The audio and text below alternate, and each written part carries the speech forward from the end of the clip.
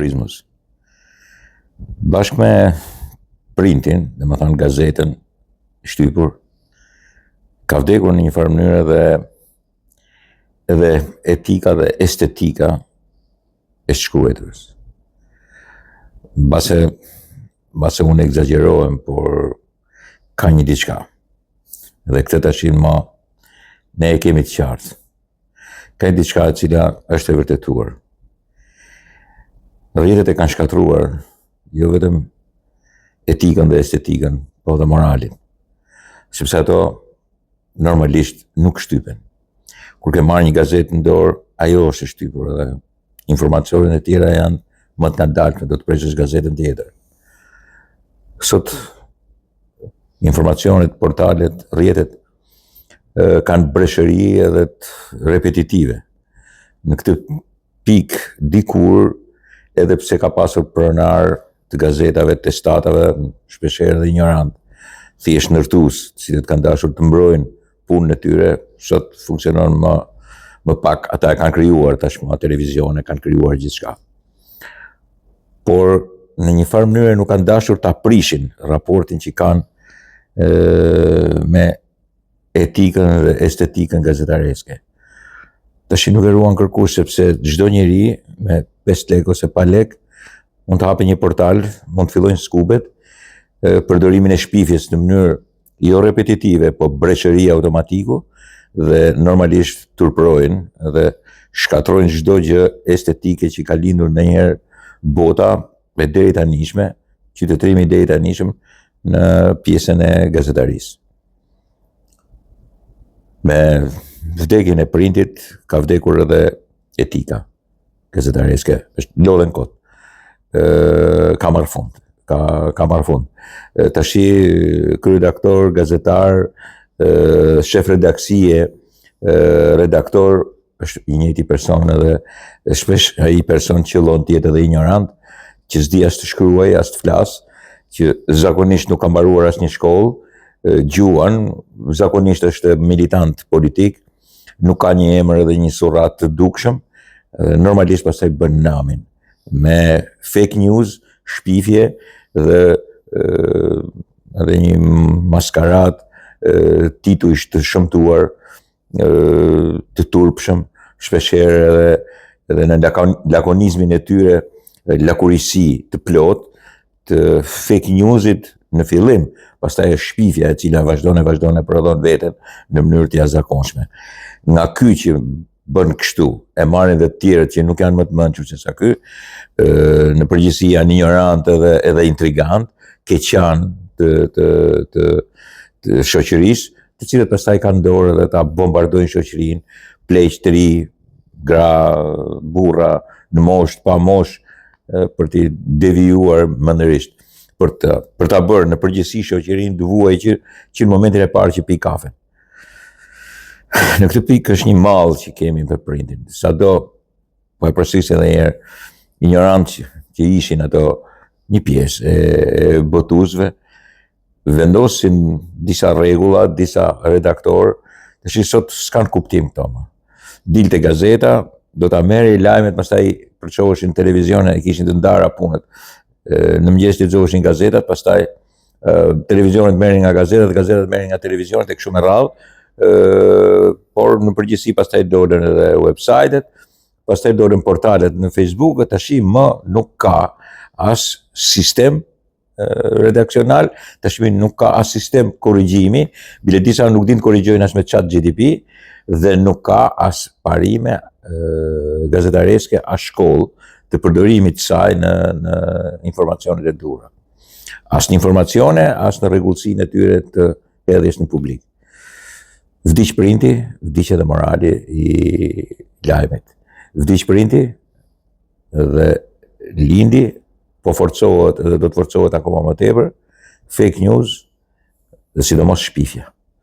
Dakord, miqtë mi?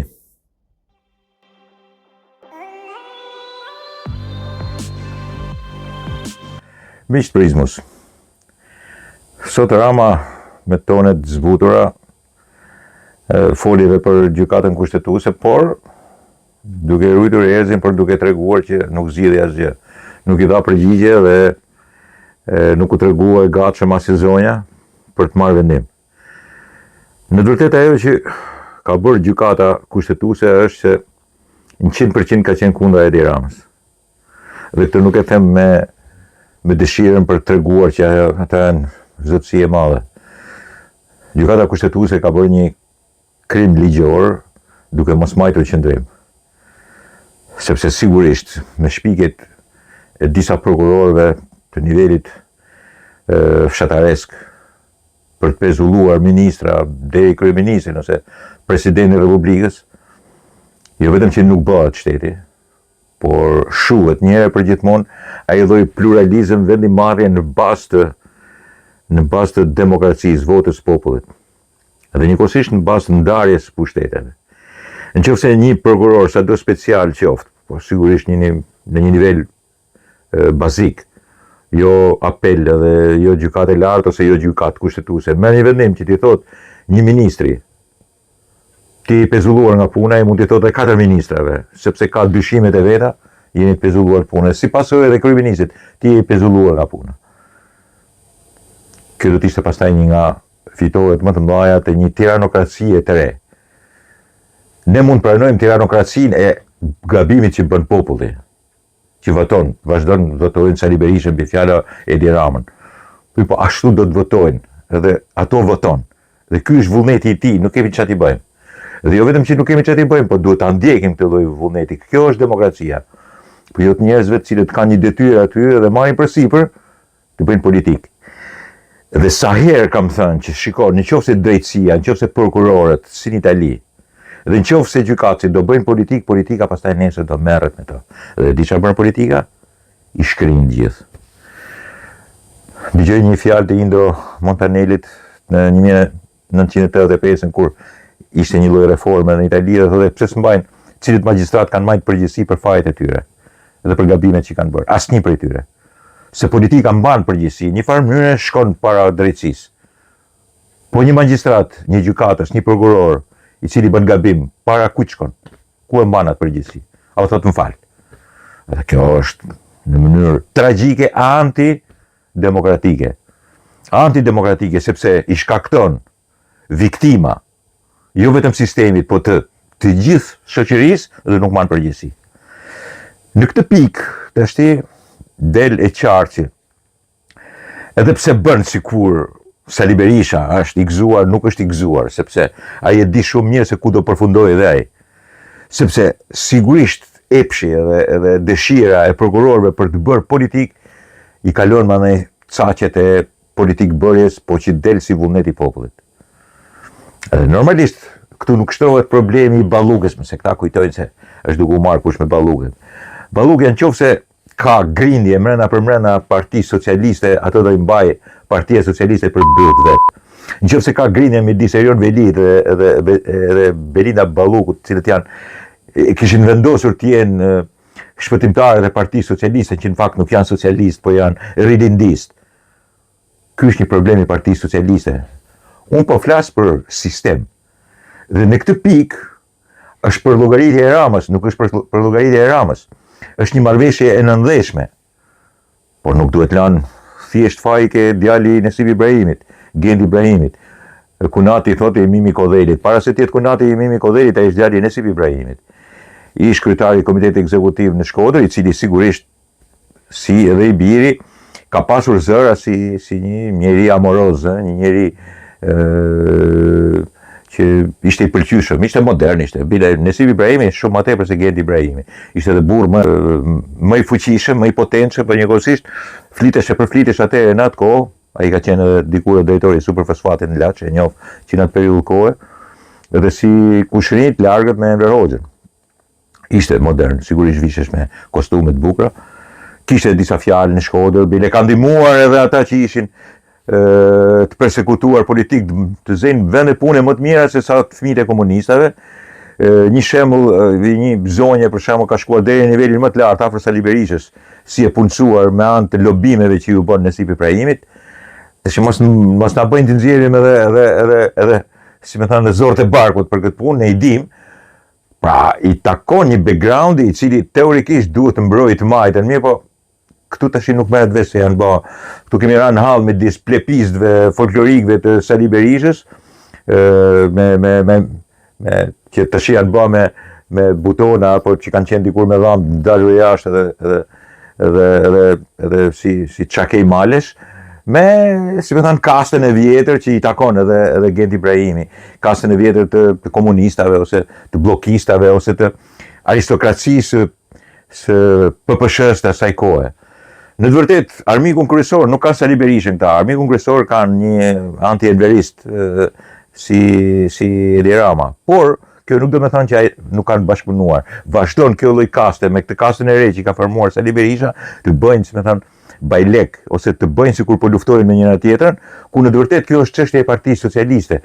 Ajo farë opozite që kemi ne me budallet e Sali Berishës kanë përgjën dorë, pavarësisht një 2-3 vetave që janë aty, po deri ke e shoqja e Andi Bejtes, kemi të bëjmë me bravurën që del në logjikën e saj në proqeverisë, domethënë ti nuk mund të pezullosh njerëz dhe që punon ke syri të vë dhe që të konsiderohet si pjesë e backgroundit Sali Berishës. Në të vërtetë jo, është kundra.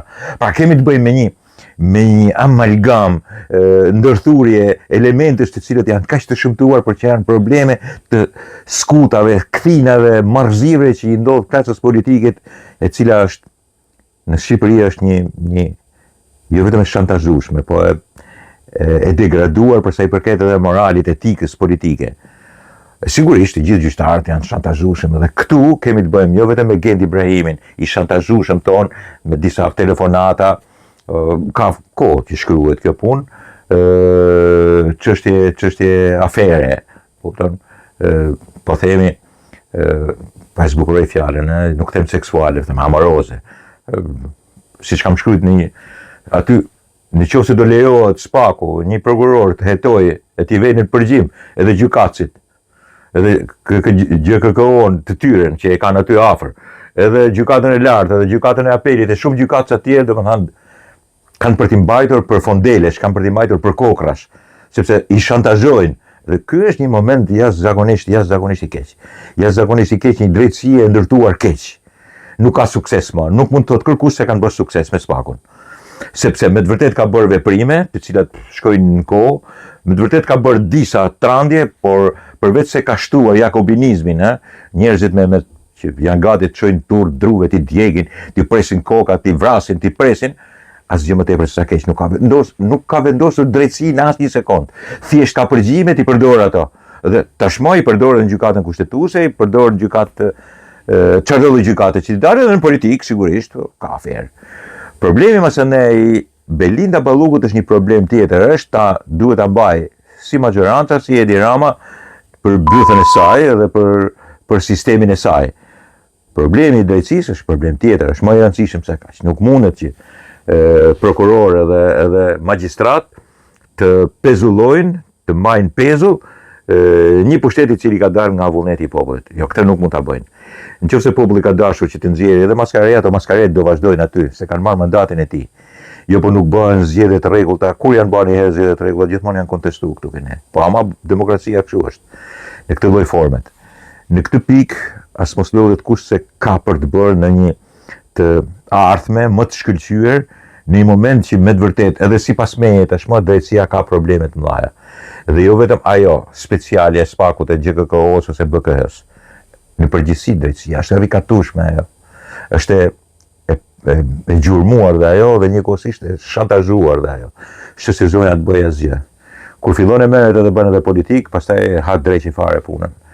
Është një shëmtirë në vedi, absurd në vedi, që nuk zgjidh asnjë problem dhe bën edhe kështu proçkash idiote, që e para nuk duhet marrin vendim 8 veta, sepse është gjithmonë numër çift, dhe e dyta për ta lënë pezull punën e pezullit që shpik spaku ose prokurorët e spakut, shkëputet një prej tyre ose djali i Nesip Ibrahimit, Genti Ibrahimi, edhe pikërisht nxirret konkluzioni që shiko, letëria i vendim, pa marrë ne vendim.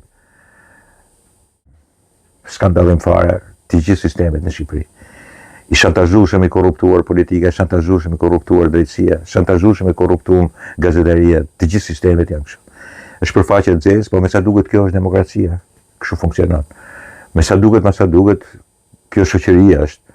Dhe nuk e pas kanë fajin fort individet, se sa ka fajin brumi shoqëror, cilët këtë bukë nxjerr. Nuk ka si të nxjerrë bukë më të mirë se sa kaq. Këtë lloj makaroni e bën, këtë lloj pastiçe. Dakord, miqtë mi.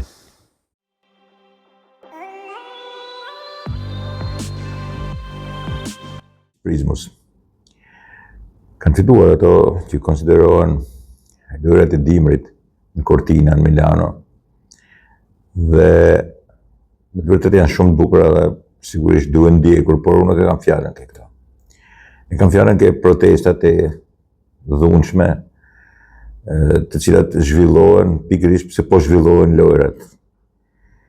Janë protestat të cilat organizohen nga ultramajtistët, nga grupe shoqërore të cilat kanë frymëzim ish komunist, ultramajtist, globalist, në mbrojtje të gay, paradave gay, pro-pal, të cilat frymëzohen ideologjikisht, politikisht, që kanë si detyrë të tyre, si qëndrim të tyre, gjithçka të shkatruar në një formë jo vetëm të dhunshme, por ideologjike.